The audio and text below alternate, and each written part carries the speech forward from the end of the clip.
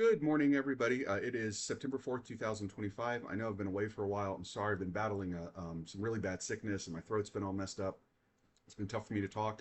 But I'm back now, and unfortunately, I am back with some bad news. I had not hoped to do this as a topic for a video this week, because I just did one, but we've had a lot of jobs news come out in the last few days, and unfortunately, it is all bad. Before I dive into that, welcome to all the new subscribers. So glad to have you here. Loving all the comments in the comments section. Hope everyone will keep liking and hitting that subscribe button. And please, by all means, leave your comments, fact check me, tell me where you think I'm wrong, where you think I'm right. I encourage debate and discussion. I do not believe in echo chambers. On to the video. Okay, so you may remember my last video, I talked about, as I called it, America's frozen job market, that our hiring rate was basically the worst it had been since 2013, somewhere around then. Basically, we were at some of the worst hiring, with the exception of peak COVID, that we had seen since the great financial crash. That's that 08, 09, 10 kind of era, when we lost Lehman Brothers and all that other kind of stuff. So the first bit of bad news that came down is the JOLTS jobs reports. What JOLTS reports is how many job openings there are. For the last 4 years, we have had substantially more job openings than we have had people looking for work. At the peak of the difference, I want to say there was something like 4 million. It was either 3 or 4 million more job openings than there were people looking for work. So basically, getting a job was super easy. As of July of this year, those lines have crossed, and we now have more people looking for work than there are available jobs. The number of available jobs has declined to about 7.2 million or 7.18 million. It used to be as high as 12 million that just a few years ago. So the point of that is, you may think, okay, well, 7.18 million, that doesn't sound too bad. That's down over 40% from its peak, 3 or 4 years ago. Um, so, okay, probably about 3 years ago it would be the peak.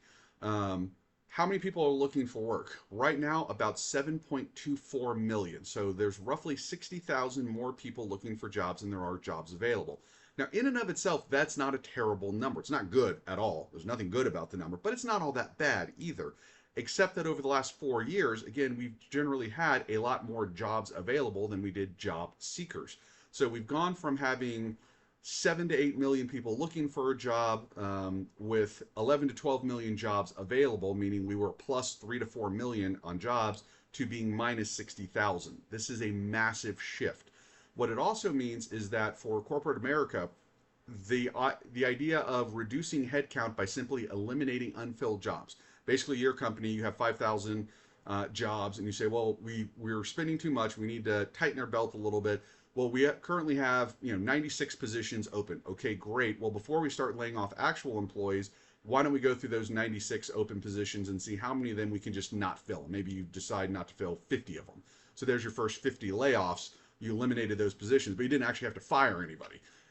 That era is coming to a close. This means that actual firings are what's going to have to start happening at scale.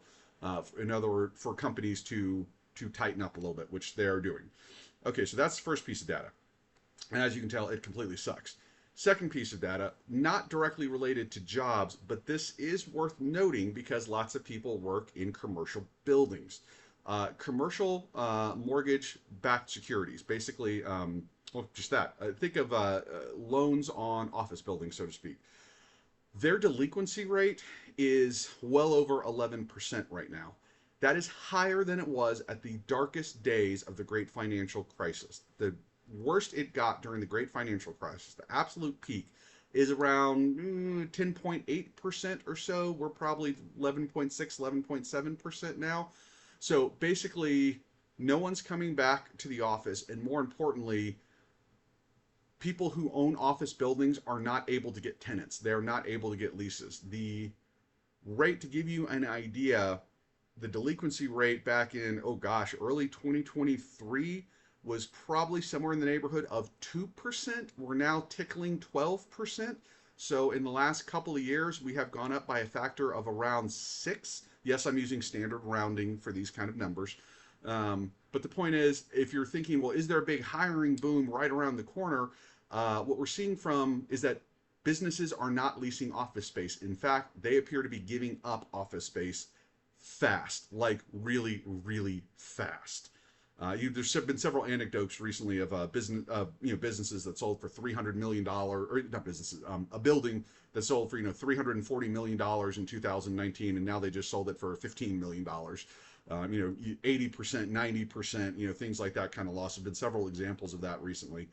Um, the hiring rate, again, it is currently at 3.3 for 2 months in a row. The only month that has been lower than that since 2000 and gosh, we'd have to go back to 2011 before we got lower than that, with the exception of 1 month in 2024. So again, uh, we are at absolutely not historic, but we are at some of the very worst hiring we've seen in the last 15 years.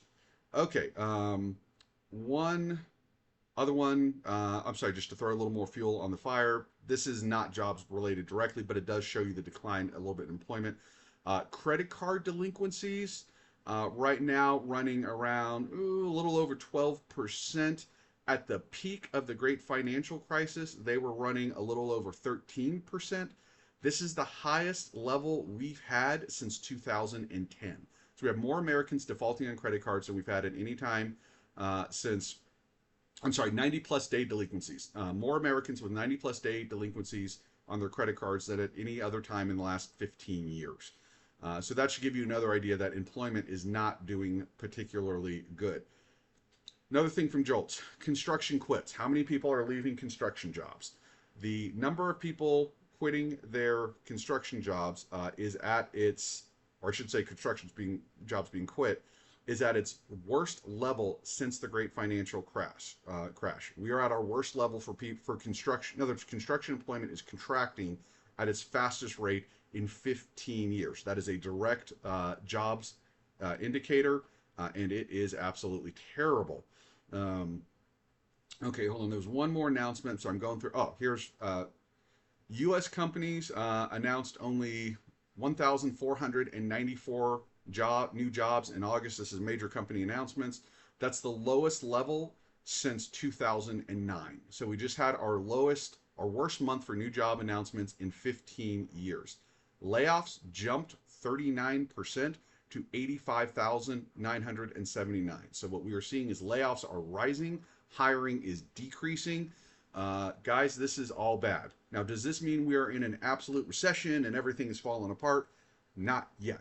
Now, I've been saying I thought we were inching our way to recession sometime this fall, maybe this winter. Looks like we're right on track for that. Right now, we are entering the fall. Fall begins September 20th. Generally, I think of it from a business perspective as like that. No, this is my opinion, and kind of how I do it internally in my head. Is basically October 1st is what I mean when I say fall. We are definitely hitting the good times are over. I don't know how else to say it. The bad times are beginning. How long will it last? How bad will it be? I don't know. And one of the big reasons is a primary driver of this is Trump's tariff policy. It's not the only driver. There's other problems. There's always problems in any economy. I don't care how good your economy is. Every economy has some problems. It's a question of the good things that are happening versus the bad things and how do they net out against each other. By the way, if the net is very positive, but you're in that negative group, you don't really care about the net. You only care about the group that you're in. But macro level, 20,000 foot view, it's always a balance between good and bad. And right now what we're seeing is the amount of bad data is going up and the amount of good data is going down. I do think we're headed for a recession sometime probably in the next couple of months. The employment market is certainly screaming that is going to happen. Will it happen? We can't know for sure until we get there. Certainly lots of people have made brilliant predictions that were perfect analysis of the data, and something changed. So again, I'm saying all that to be like, I'm not promising you that I am right. I think I'm right. I certainly think I am. But the basic point here is the job market. My last video, I said it was frozen. It appears to, the data that has come out in the roughly week since I did that video is indicating a darker picture, that it is not merely frozen, but that is in fact in clear contraction and things are getting worse. We are not at the apocalypse. It is not the end of the world, but things are going to suck for a while. All right. I hope you have a good day. Bye-bye.